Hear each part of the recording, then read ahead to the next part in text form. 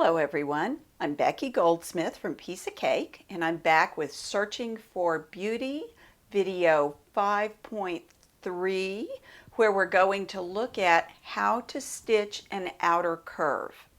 It's really not hard. So where I left you was just coming out of the inner point.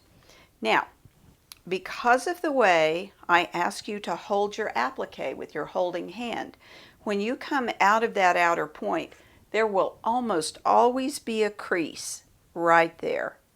And when you turn under the fabric to move forward, you can get a little point there every time, really, seriously.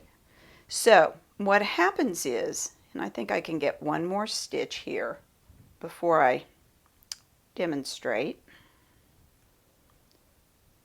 So there's my stitch.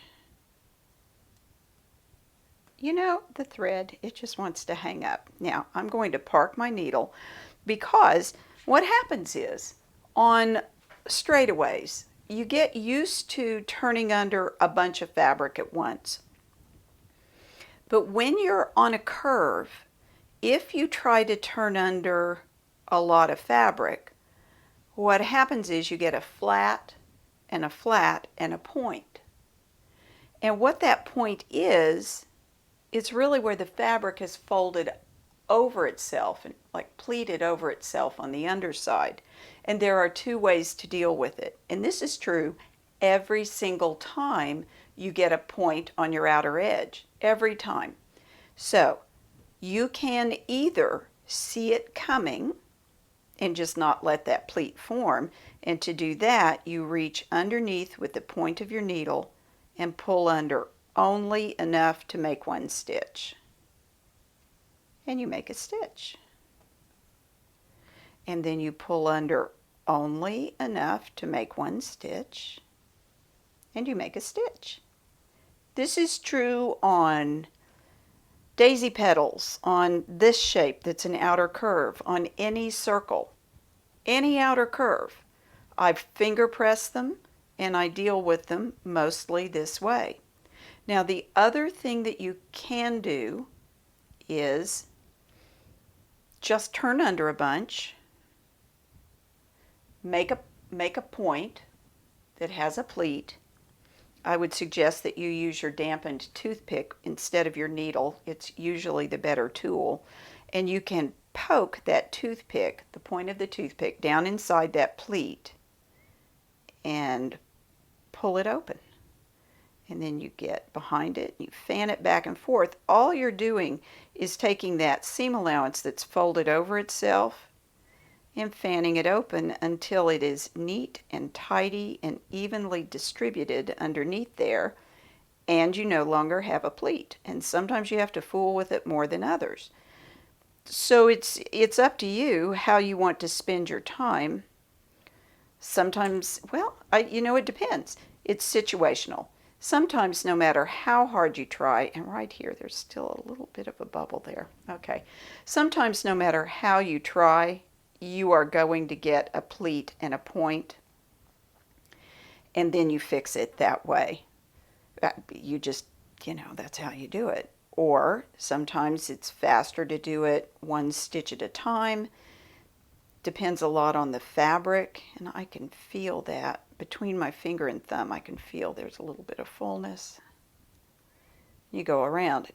The other thing that is true on an outer curve is that you are better off to shorten your stitches just a little bit. What I mean by that is have a little less distance from one stitch to the next than you might along the straight part, because as you turn that seam allowance under on an outer curve, it will have a tendency to want to pop up just a little bit. So you turn the seam allowance under and it goes poof. And if your stitches are too far apart, it puckers up in between. It's like a pie crust. It's ruffly.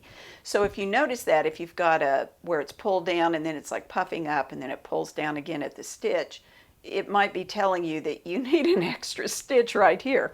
So shorten your stitches as needed and do this. So you can't see it, but I'm in the studio sewing with the window open to my right, and Belle, my smaller female cat, is outside the window on the other side of the screen.